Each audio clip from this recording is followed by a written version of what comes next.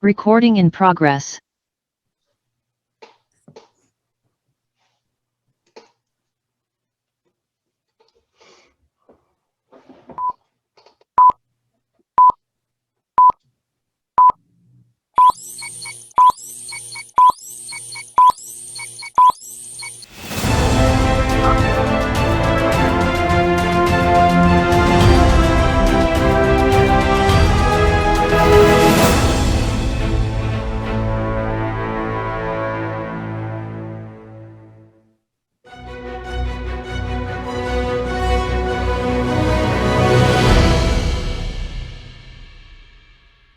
Ladies and gentlemen, thank you for joining us today and welcome to our session today, Mapping Power and Inequality, Institution and Individuals. Without any further ado, please welcome our chair, Mr. Dani Rodrik, to open the session. Mr. Dani Rodrik, the screen is yours. Hello, everyone. Welcome to this session. I'm delighted to chair this plenary and keynote with Rohini Pande.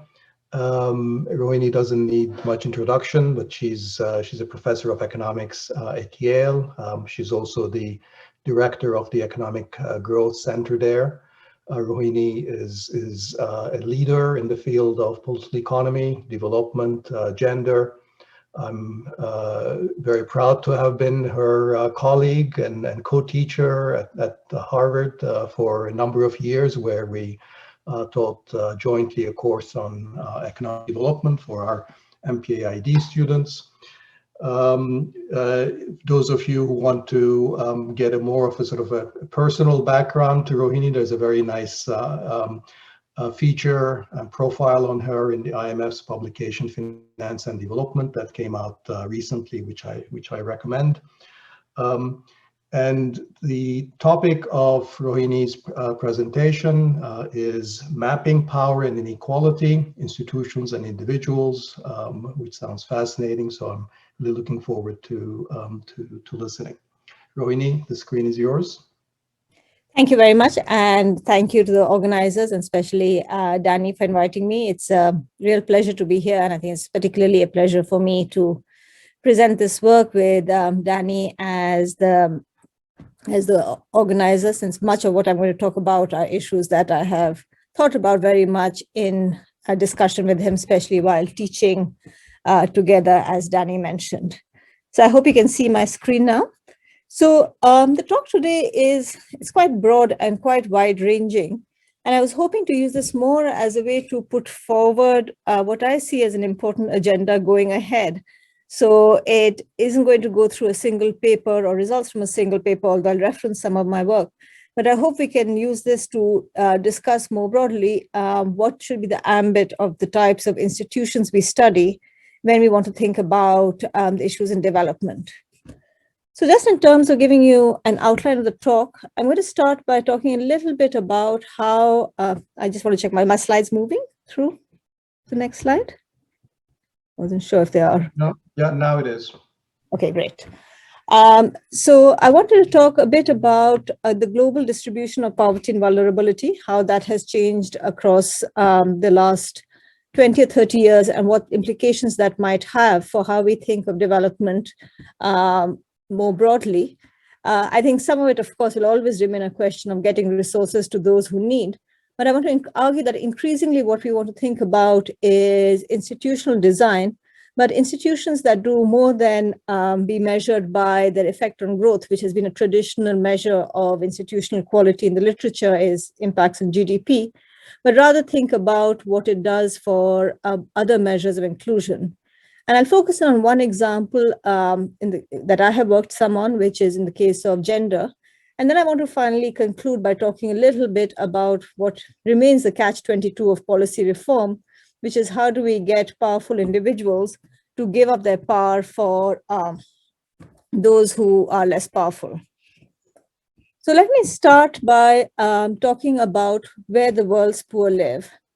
So if we look at the graph of where the world's poor live, what I think is striking is that a majority of the world's poor today now live in middle-income countries. So these are countries that have become relatively rich over time. They include countries like India and Nigeria, also countries like Pakistan and South Africa. So while traditionally what we would describe as poor countries are those that have a GDP per capita of less than $1,000 a day remain important, it really is the case that much of the world's poor are now living in what I often call as high poverty middle income countries. And indeed, if you look at the map, there are 5 countries, India, Nigeria, Bangladesh, Indonesia, and Kenya, that are today responsible for roughly half the world's poor population. This is the effect of the fact, of course, that growth has occurred in countries that are large, populous, and that growth has not been equalizing, rather it's been disequalizing. Another feature that we see alongside is that countries increasingly perhaps are a less important unit is to look at this graph that shows on one side 2 of the world's poor countries, DRC and Ethiopia. These are countries that have significant fraction of the world's poor. But then if we go ahead, sorry, my graph seems to be going ahead than me. What we see is that Bihar in India, which really is just a single state in India, if it was a country on its own, would be the world's poorest country with a population of, the world's most populous low-income country with a population of 127 million.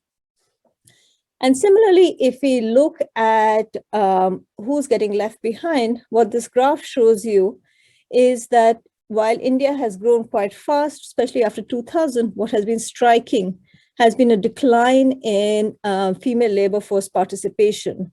So female labor force participation has actually fallen since 2005. And India today has some of the lowest female labor force participation rates, certainly among the G20 countries. And then finally, of course, climate change, if anything, is going to make it harder to escape poverty. So 3 of the 5 most exposed countries to climate change today are high poverty middle income countries. And World Bank estimates suggest that climate change would drive over 60 million of people who've just escaped poverty back into extreme poverty. So taken together, I think the main takeaway when we look at the evolution of poverty has really been growth has occurred. It's delivered many important gains, especially in a country like China, but it's also been inherently a disequalizing process. And that combined with the fact that several countries that have seen this growth were quite large populous countries means that they still remain home to large shares of the population. And they're countries that have often not the most progressive norms, and in many ways are just geographically placed in places where climate change is going to hit them hard. So now if we alongside ask, well, that's what was happening to where the poor were. What was happening to the evolution of institutions over this same time period? So this graph shows you what is the kind of institutions at the nation state level that the world's poor live under. So what this does is it takes the world's poor as the total number, so that's 100%, and just divides them using the varieties of democracy index. You get very similar numbers if you use other indices. Now, obviously, what you see is the fraction living in autocracies, which is clean elections index equal to 0, has really declined, and that really reflects the fact that China has very few of the world's poor any longer. But while democracy as measured by elections, often free and fair elections, has certainly increased, what we would describe as liberal democracy is not something that has come to many parts of the world where the poor live. If anything, we see over time, what we see is significant declines in the measure of liberalism, something I'll come back to soon. Alongside, of course, when we look at service delivery in these countries, what we often see is low levels of service quality. A classic measure in the case of education is teacher absenteeism. So we know that that education simply measured as how many children go to primary school is now close to 100%. But if you look at measures of learning, those remain relatively low. And one metric for why that's the case, of course, is that teacher absenteeism remains high. What I'd highlight in this graph, which is just a set of countries, is that really that it isn't the case that low-income countries dominate. So countries like Kenya, India, Pakistan, Bangladesh, these are middle-income, high-poverty countries, and they don't look like service quality is improved in them particularly. So slow service quality remains the case in many of these countries that have seen growth. And then over the last 2 decades, what I think a number of authors have written more about is the rising incidence of democratic backsliding. So what these two graphs show you is that on the left, you look at the incidence of electoral democracy in what I had described earlier as the major high poverty middle income countries. And of course, the most striking is India, that since after 2010 has seen a significant decline in its democratic traditions. But you also see something similar, a downward trend, for instance, for Bangladesh. Ethiopia did well, but as we know, in the last few months, it has also seen more troubled democratic times. And alongside, if you just break up the varieties of democratic index and looks at different measures, you can see that one of, I think, the key metrics of a liberal democracy, which is speech and media freedom, has seen very significant declines in countries that have seen democratic declines as well. And in a very nice recent book by Haggard and Kaufman, they actually systematically go through and point out there are 16 lower middle income countries and middle income countries that have seen such declines. Alongside, when we look at institutions, I've talked about this sort of democratic backsliding, but in other cases, what we see is institutional overhang. So the long literature on, if you will, kind of low quality institutions persisting has often talked about the impact of colonialism. So here's an example from Belinda Archibong's work in Nigeria. If you may remember earlier when I'd shown you the clustering of poverty in countries, I noted that northern Nigeria, if it was a country on its own, would look like a low-income country. There's very significant inequality across northern and southern Nigeria. And in Belinda's work, she makes the point that northern Nigeria saw indirect rule during the colonial period. And one of the implications of this was that in the post-colonial period, there was weaker compliance with local government practices. And this in turn affected the federal funds they got. So here's one way in which we see poor institutions also persist. And I know this more today, Penny Goldberg also gave a plenary. This is from some of her recent work, together with colleagues when she was at the World Bank. They looked at how indices of, they looked at labor laws and asked how gendered they were. What were the ways in which men and women didn't have equal rights, for instance, when it came to the workplace or to pay or to parenthood. And what we see is over time, there's been progress, but there hasn't been catch up across categories. And in particular, the set of high poverty middle income countries, if anything, remained particularly regressive. They look worse than low income countries when it comes to adoption or more progressive labor laws. And so I think taken together, when we look at institutions, we don't see that they are catching up with what we might think of as the progressive practices of richer countries in some cases, or even that they're managing to ensure good service delivery. And then finally, before I turn to, I think, the kind of the main body of my talk, let me just, of course, note that what COVID-19 seems to be doing in many of these cases is amplifying these existing inequalities. So we know that the first effect of COVID-19 has been is that for the first time in the 21st century, we've seen an increase of global poverty rates in 2020. According to World Bank estimates, and these remain estimates for now, the majority of the new poor come from South Asia. These were countries where there was a group of households that had just moved above the poverty line of $1.90. And with the effect of the pandemic, they have moved back under it again. And then there's another 30% coming from Africa. At the same time, there are recent reports of the number of billionaires going up across the world, including in South Asia.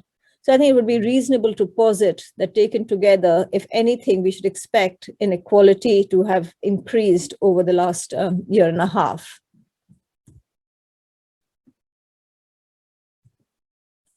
The Varieties of Democracy group also has done stellar work in kind of coding up country by country how democratic practices have changed.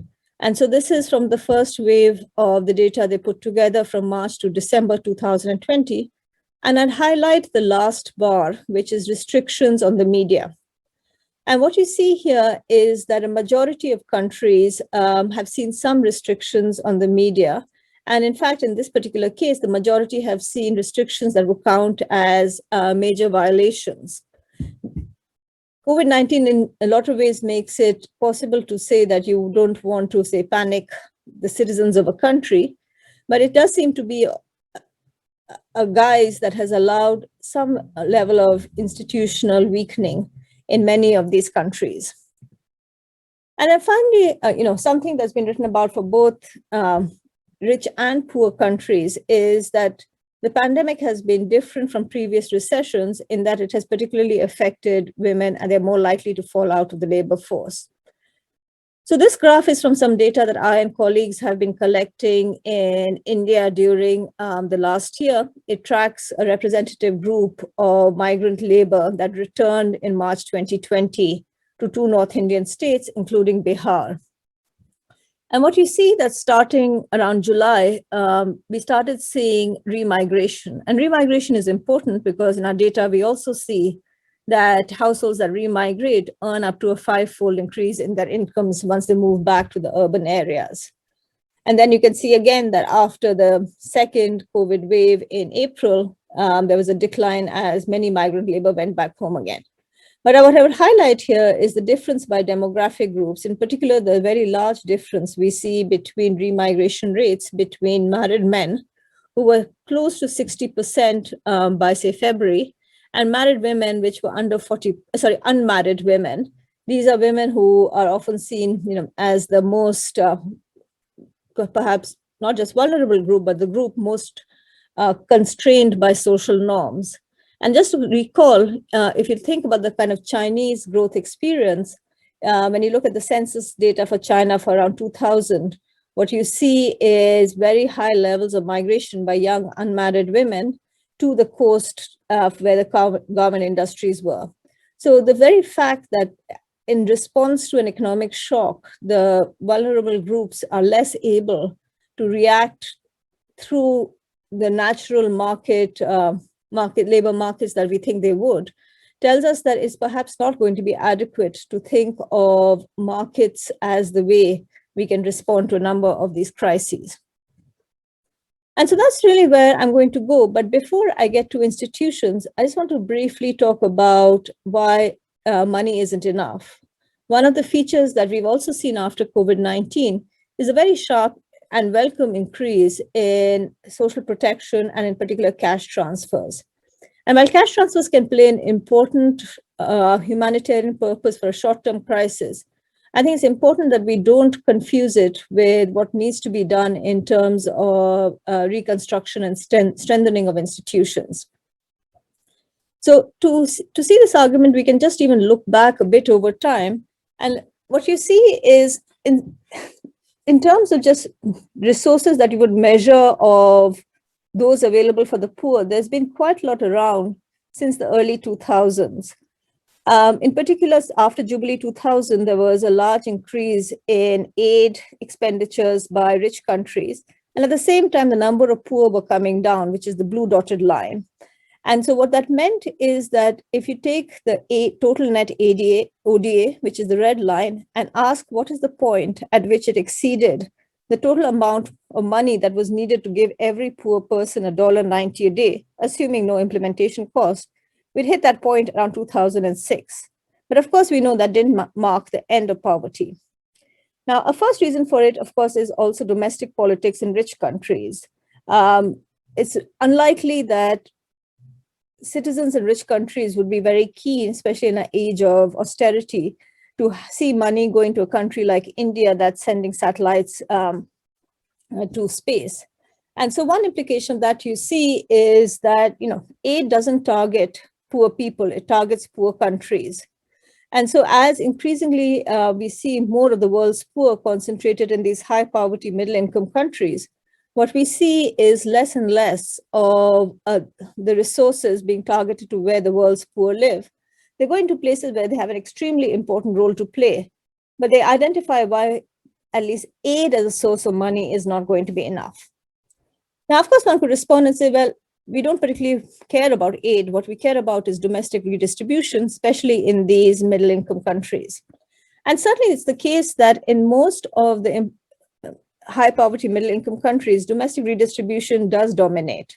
So if you look at the set of main countries, apart from Pakistan, I would say in most countries, and Pakistan and Bangladesh, apart from these two countries, in countries like Indonesia, India, certainly China, Philippines, aid is very small. So at least we could look at this and say, the good news is it looks like the institutions have recognized, domestic governments have recognized this increasing social spending. But this is just telling you something about the relative difference. But if you look at the y-axis, which tells you the percent of GDP spent, it's still very low. And indeed, if you if you think a bit more about it and you look at, say, tax collection rates, the red dots are these high poverty middle income countries. And what you can see is tax collection in many of these countries looks very similar to low income countries, not something that's moving up as the GDP increases. So in a country like India, their tax revenue collection is relatively low, given where they are. Similarly, Pakistan and Bangladesh, in fact, are even lower. So there is low tax collection. And one implication of this is what this graph shows you is government size using the typical measure that we have, which is government consumption expenditure. So I think the number that usually gets talked about is in rich countries is that government size is around 20%. So roughly 20% of GDP is spent by the government, and that's the blue line.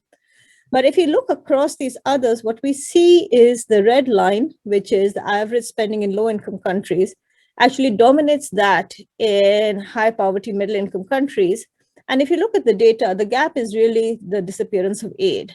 So what this is saying is that you have some amount of domestic redistribution occurring, but it's not making up for that gap that comes from as you become middle income, you get less aid. These countries are not able to expand it. The next panel, I'm sorry, I graphed it and realized it was more messy than I would. So I just ask you to look at two lines in this, which is the orange and the green. So the orange is middle income countries that are more democratic according to the Varieties of Democracy Index. So this is a clean election, more than 0.7. And then less democratic, which is less than 0.7 on the egalitarian index. And what you can see is a clear division between the rates of spending. So that's, in some ways, this is perhaps good news that if you can get your country to be more democratic, there seems to be some responsiveness in these institutions being able to redistribute.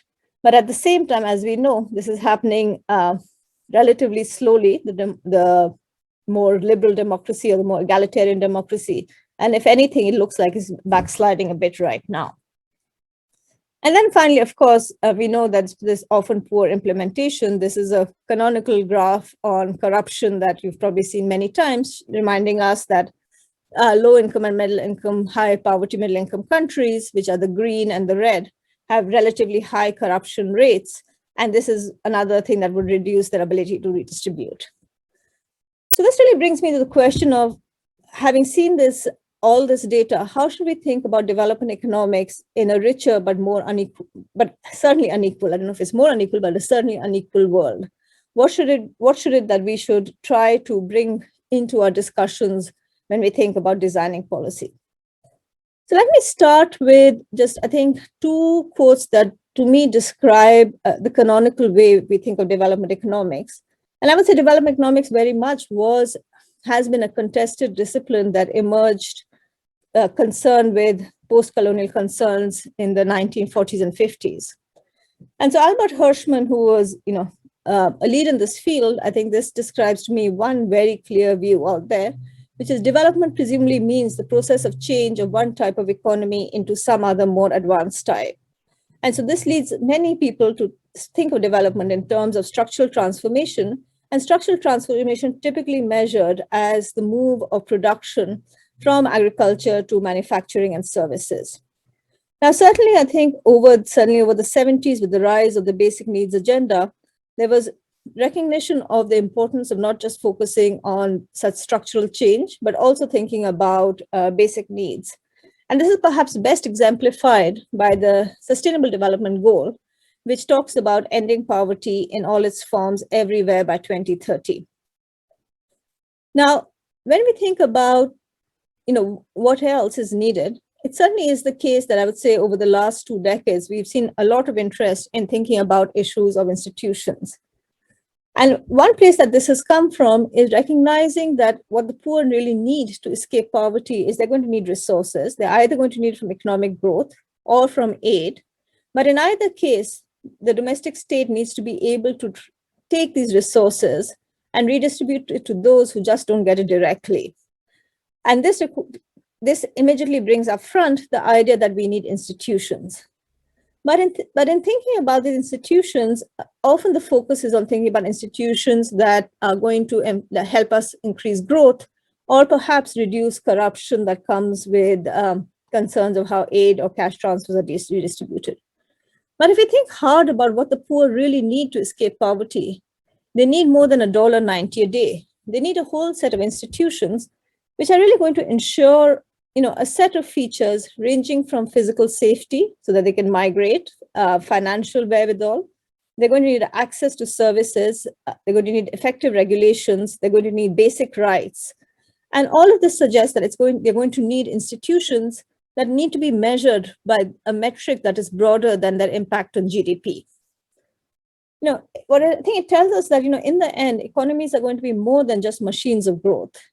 They're going to be a mix of economic and political institutions that can change resources and power. So if I think of how economists have often thought of economies, our typical measures of institutions, as I mentioned, would be a canonical example would be something like the World Bank's Ease of Doing Business Index, where we see many cases where we see the correlation of this with GDP measures. But perhaps what we need to care more about is what these kind of institutions may be doing to inequality or actually to the redistribution of power. So again, going back to kind of what the ultimate goal is, if the ultimate goal is really about kind of ending extreme deprivation, ending poverty, then we need to identify and enable those institutions who will control resources, ask how do we ensure that the levers of power respond to the needs of the vulnerable and poor. And that's quite a different enterprise than just focusing on institutions that seek to expand growth. So one thing I've done in this slide is I sort of introduced this notion of thinking about institutions and power. So let me actually bring you to a recent op-ed actually in the New York Times on the US to also highlight that many of these issues that I'm talking about are as applicable in rich and in poor countries. And I think in a lot of ways, the agenda of economists thinking about rich countries has perhaps changed a bit faster than it has for those of us thinking about development issues. So this is an op-ed that Ezra Klein wrote in the mid-June, asking what the rich don't want to admit about the poor. And I quote from what he quoted: "On the right, the barest glimmer of worker power is treated as a policy emergency, and the whip of poverty, not the lure of higher wages, is the appropriate response." And I think this describes, for instance, why a number of economists, when they think about the US economy and social policy, now think about issues of, say, minimum wages as being central to thinking about what the economy needs, not just thinking about what the economy needs to grow. And I think this is an urgency that perhaps we've brought less to our discussion of institutions in development, where we've often remained more focused on thinking about institutions that will expand growth. So going back to sort of institutions and power, I think one thing that's important to recognize, and this really comes out even if you look in the dictionary at the definition, Merriam-Webster's definition of power, we often think of power in terms of the agency to act. And so you could say just humans by nature of their consciousness have an ability to act. But there's a second way of that, in fact, in the Merriam-Webster's, the next line of the definition is to describe power in terms of domination, in terms of sort of possession of control of how you can have power over someone. And I think what this highlights is that power is always relational. the freedom to act of an individual, which we hope to enable by providing resources, is going to always be linked with freedom from oppression or barriers.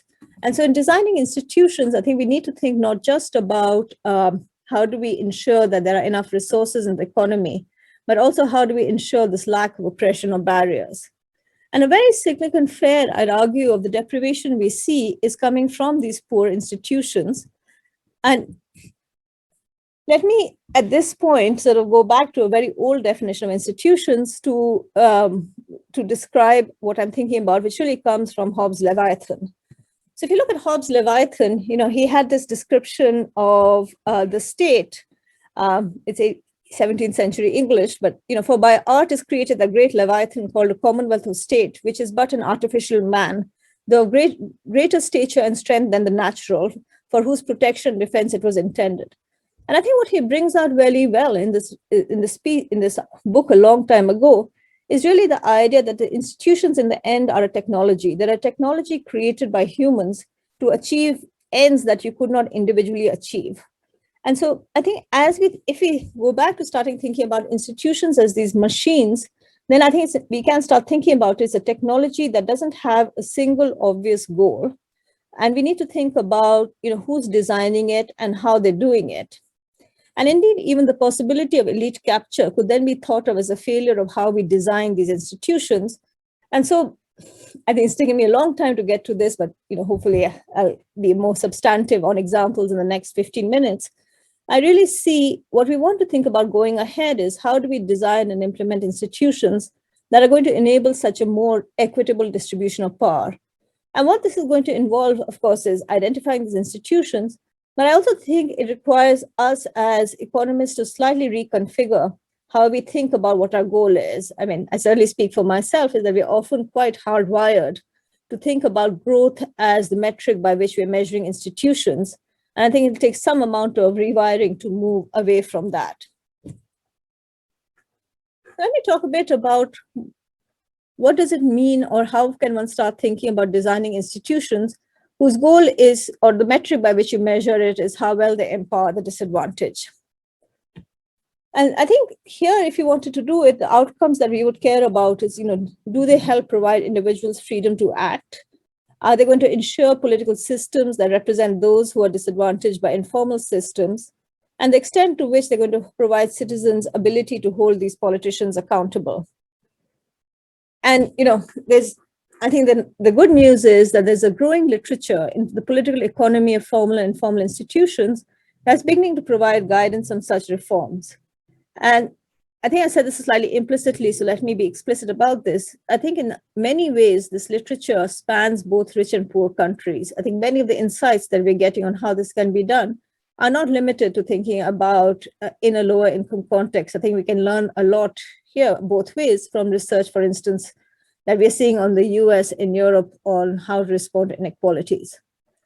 So I'm not going to have the time to span much of it. And so I'm going to be slightly self-absorbed and just give you a couple of examples from a particular context, which is gender intentional institutional reform, and talk about both, I think, what can be done and then what I see as the constraints going ahead here.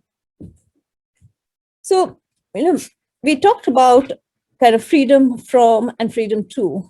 So I think one of the key freedoms that as economists we think about very often is individuals' ability to control resources.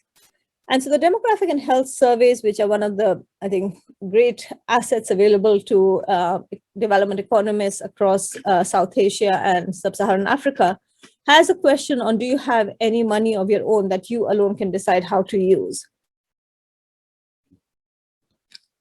And when you look at the data, this is from the 2015-16 data for India. The average is low, it's 42%. I gave two examples of settings, both of which I worked in to give a sense that there is variation. So if you look in Kolkata and urban West Bengal, that's over 70%. But the area I'm going to talk about, this number is 35%. And this is, I think, a very basic individual freedom that we would think about, the freedom to control resources. And I want to think about what kind of freedom from do institutions need to provide in order to enable this freedom. Let me talk about a recent paper where we tried to look at this. We tried to look at this in the context of India's workfare program, the National Rural Employment Guarantee Scheme, which is the largest, by some measures, the largest workfare program around the world right now. And it's been an extremely important social protection program in the aftermath of COVID. Now, a very common notion in, I think, which is non-gender intentional policy is to think of the household as a single unit.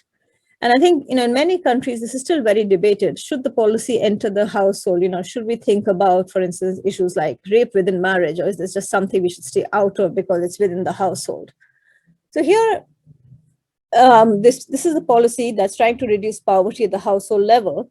And so they measure employment at the household level. And so traditionally, it was also the case that the money from anyone's working in the same household would just go into a single household account, usually controlled by the male worker.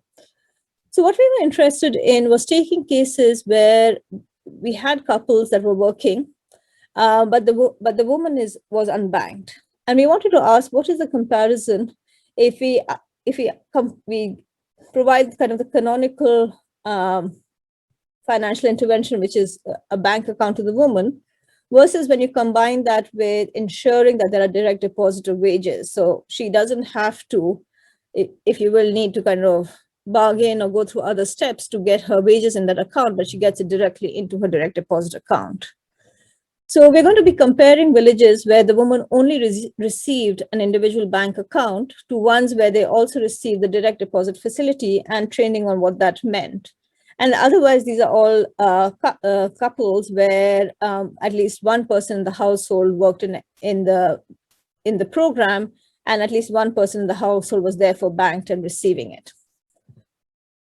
We've also going to distinguish between two sets of women, those who had not worked before, and we describe them as socially constrained. In a lot of our qualitative work, it was clear that the social stigma associated with a married woman working was felt both by the woman, but also importantly by her husband, who felt that the village would look upon him as someone who could not take care of the household. And so we were interested in asking how this policy affects both.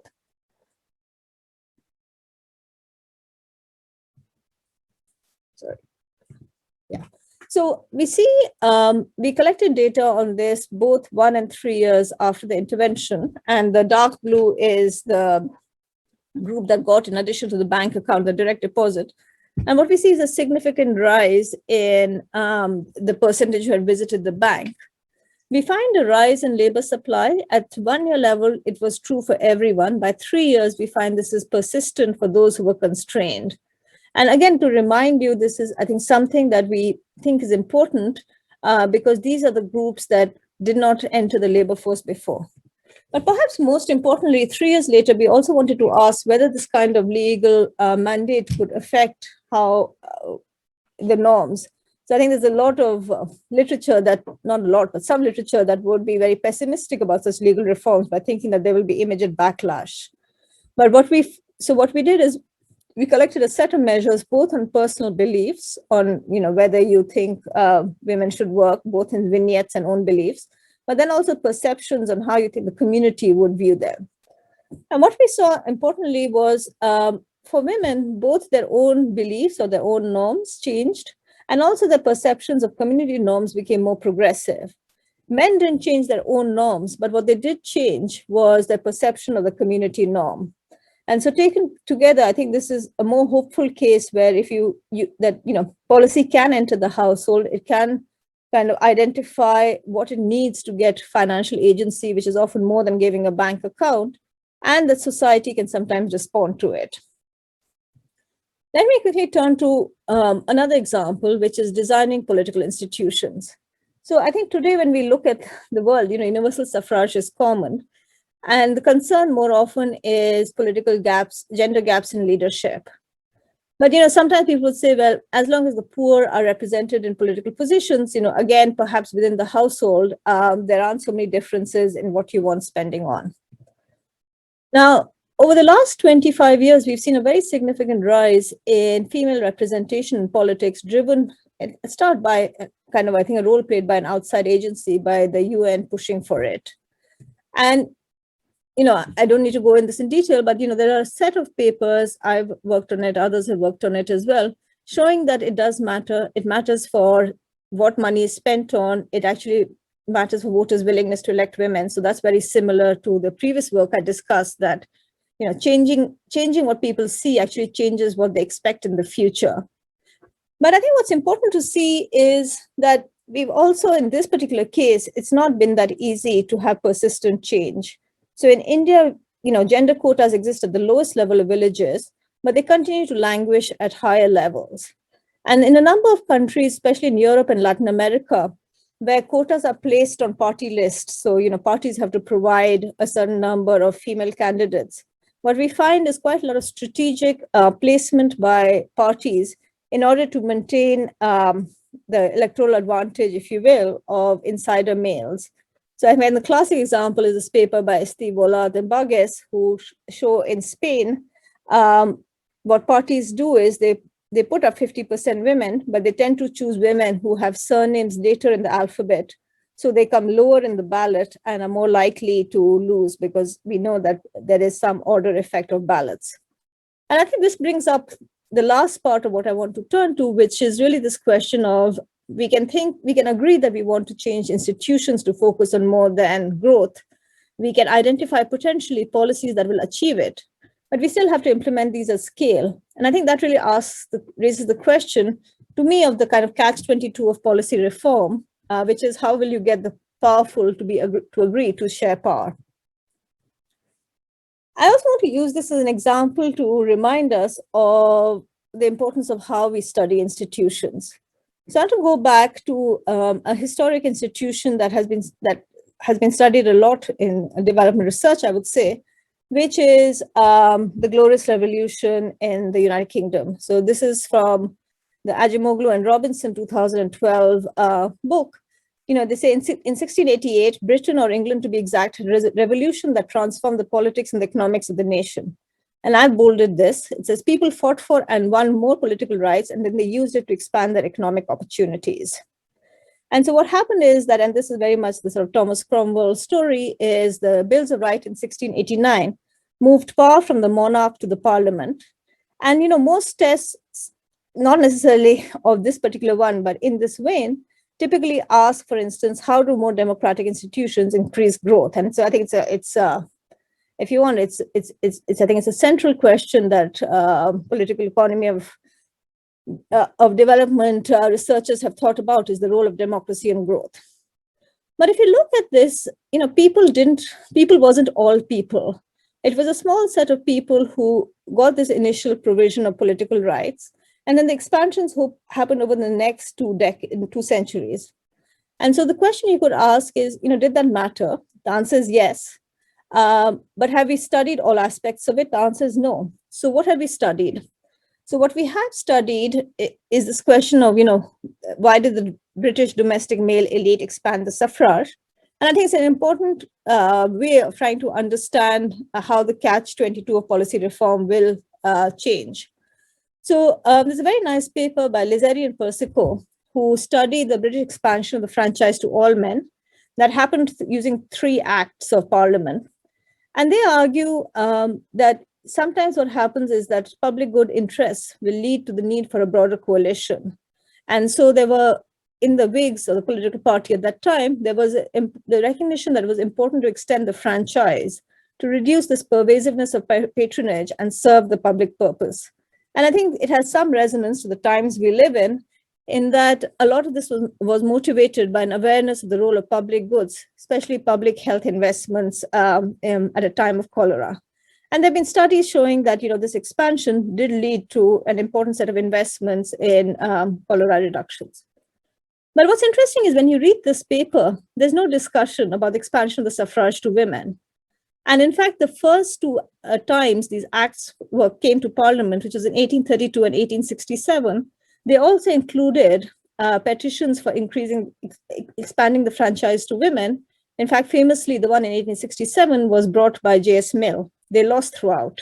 And if you look at why they lost,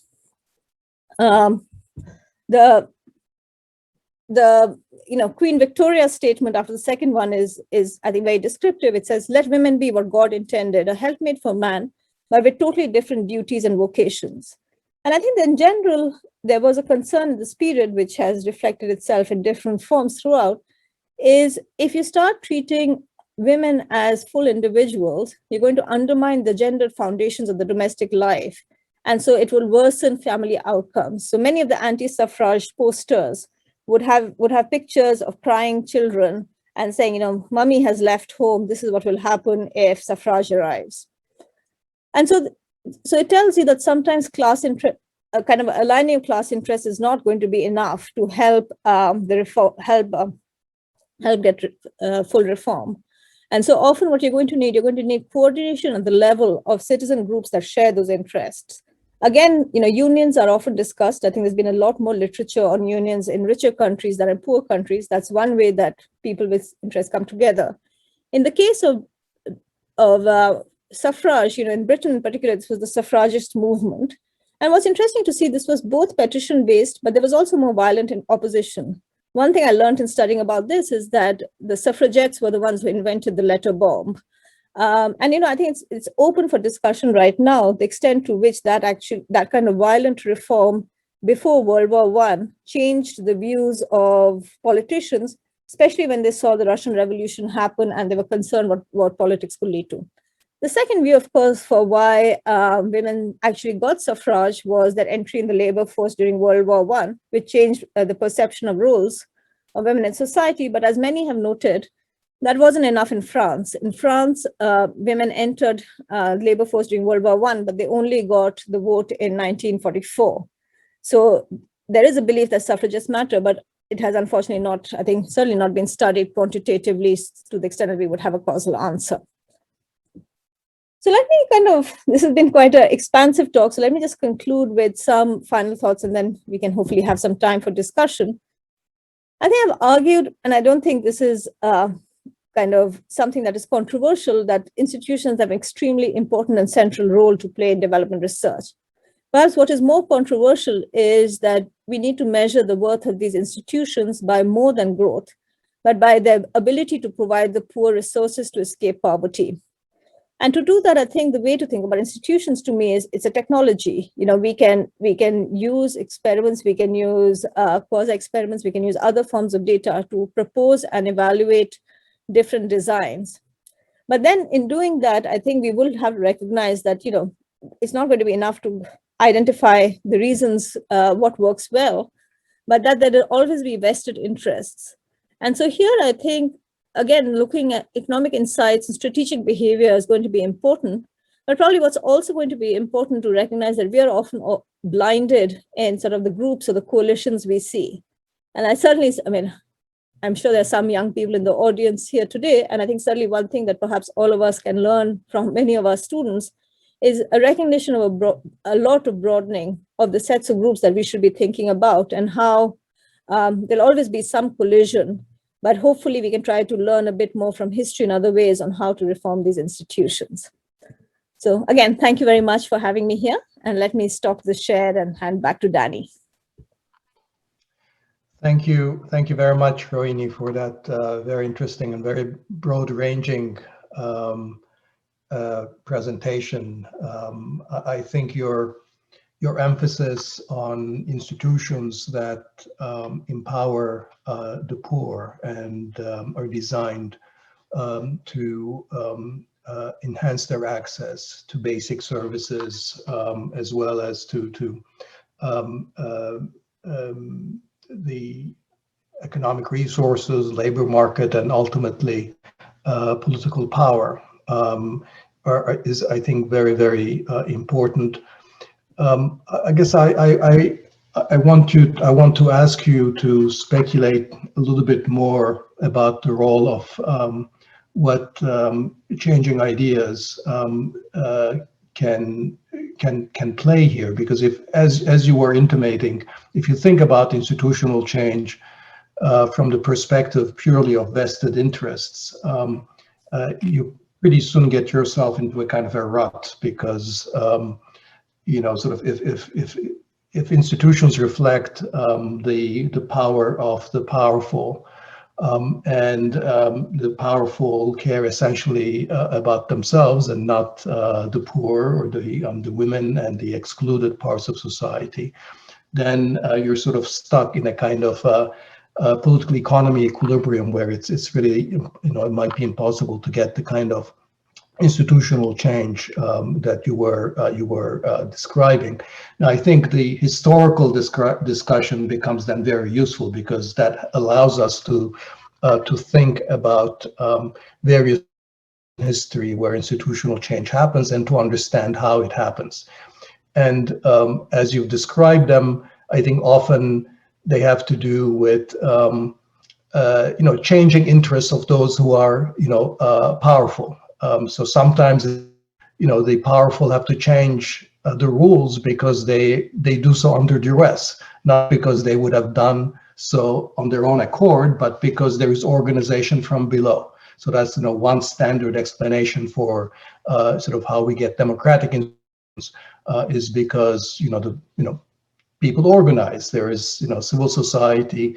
The reason that labor got labor rights is because they got organized several decades after industrialization. So there's this pressure from below. Another mechanism which the democratization literature discusses is not pressure from below, but division among the elites.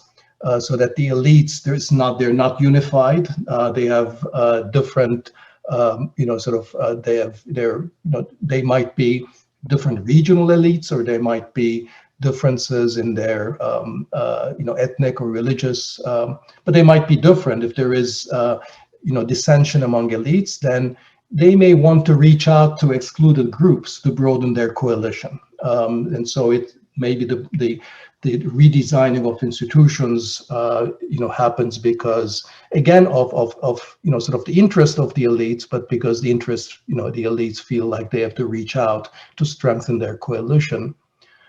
But in a way, maybe the more interesting, because we as economists have a role to play here, is in terms of the role that ideas might play, because where do the interests that the vested interests want to promote come from? It comes from a conception of their ideas about where their interests lie, and therefore it's all about what is their objective, what's their objective function, what's their view of how the world works, and all of those are really about are ideational.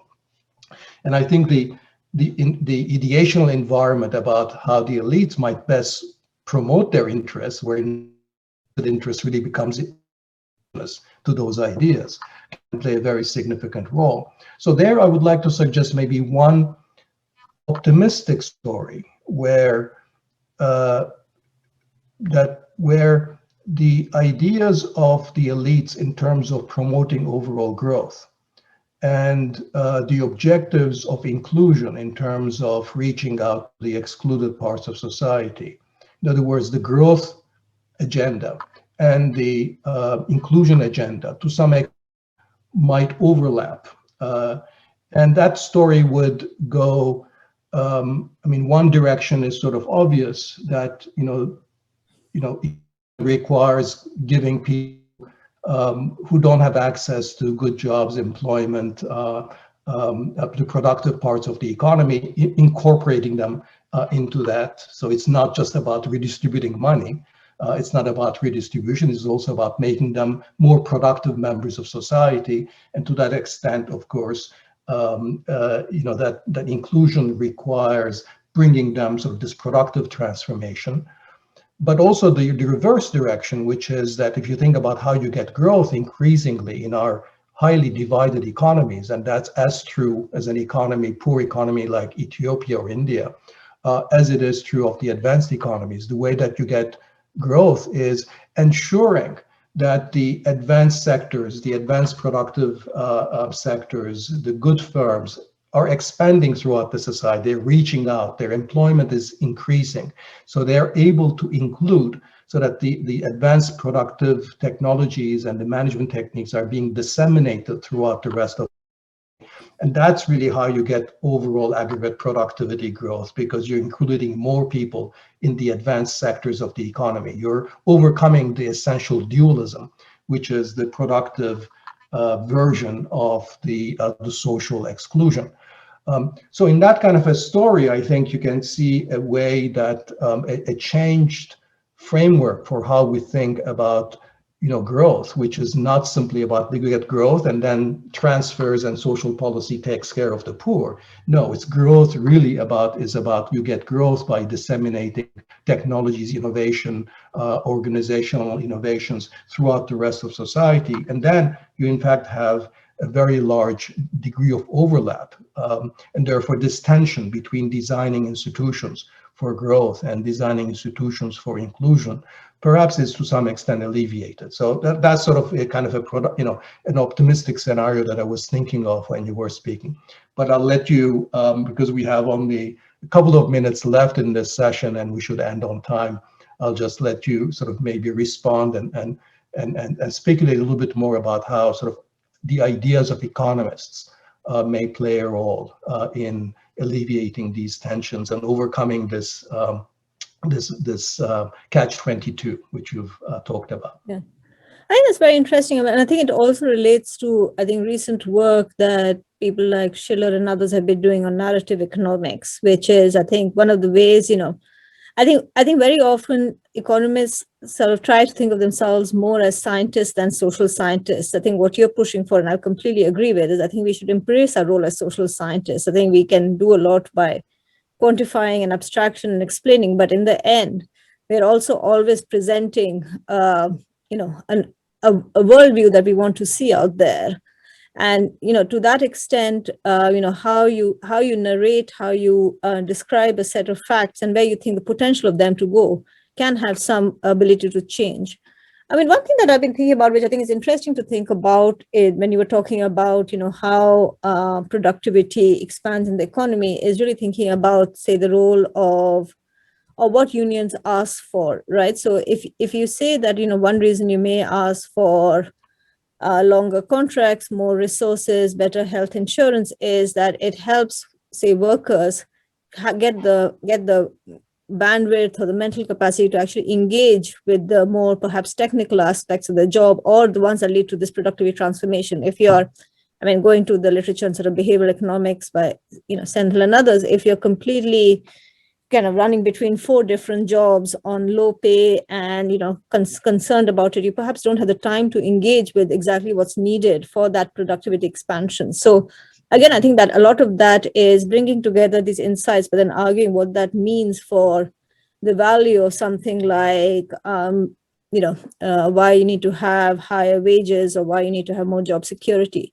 I think the tricky part is, I think economists would then have to resist the urge a bit to look for evidence that justifies it immediately, because very often those experiments or even those natural experiments just haven't been carried out. So I think we have to then try to live by the strength of the argument a bit, not by turning to the evidence. And I think whether economists can do that and whether the way the discipline has gone will let them do that, I think is an open question. So let me stop there. Okay, maybe one, since we have 1 minute left, there was one question about, that tied to the previous presentation by Penny Goldberg, and asked the question whether the kind of institutional transformation you envisage, does country size matter? Is it easier for or harder for larger countries to envisage the kind of institutional transformation?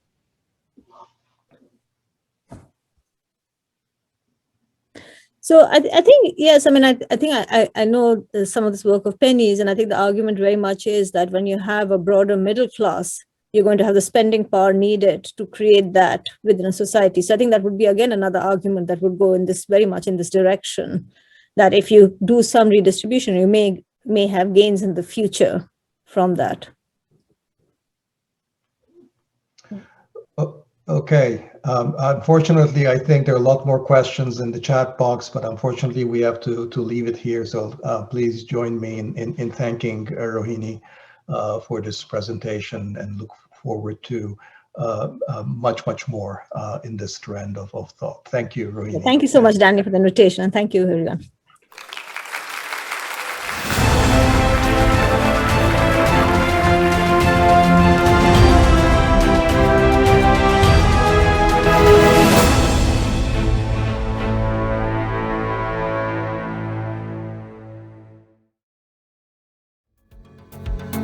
Recording stopped.